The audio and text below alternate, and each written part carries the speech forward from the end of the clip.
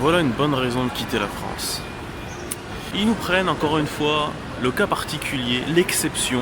Ils vont trouver au fond d'un continent une femme chercheuse qui a fait des découvertes.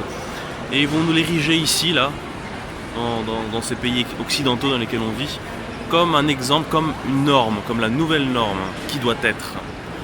Tout le monde doit suivre cet exemple-là, comme si que ça pouvait être généralisable. Regardez cet affichage.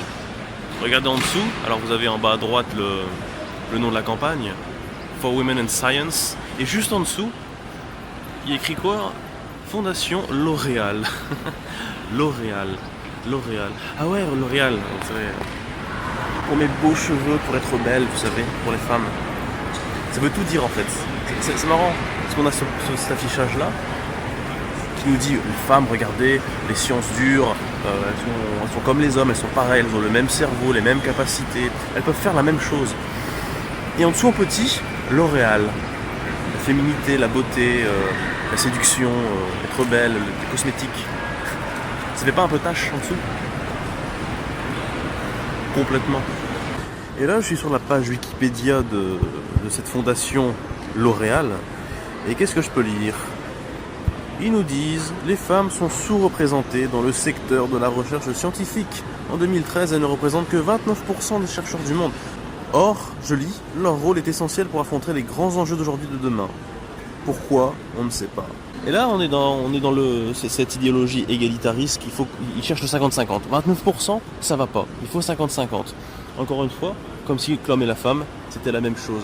C'est encore une œuvre dans la Fondation L'Oréal ici. C'est une œuvre de destruction des rapports hommes-femmes. Et donc, hommes-femmes, l'humanité en fait. C'est des mouvements misanthropes.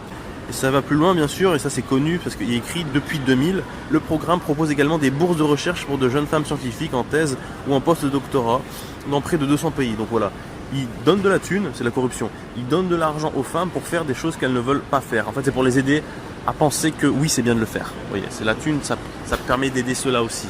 Avec de l'argent en plus, on aime encore plus facilement l'idéologie, on aime encore plus facilement un discours bête, niais, simpliste, complètement absurde, et qui veut nous flatter, parce que ça veut flatter les femmes. Ça veut les flatter en leur disant « Oui, mais si vous faites des sciences dures comme les hommes, eh bien vous êtes génial, vous les femmes. Par contre, si vous êtes belle, non, c'est pas bien. Faut pas être belle, c'est pas bien, c'est pas intéressant. » Je ne le dis pas, voilà, ça s'arrête là. Je pourrais encore beaucoup en parler, mais vous voyez l'idée. C'est affiché ici dans l'aéroport de Charles de Gaulle, à Roissy. Dès qu'on arrive, on sait où on est, quoi. Je veux dire, moi j'arrive dans un pays, je vois ça, je repars direct, je crois. C'est un bien mauvais accueil.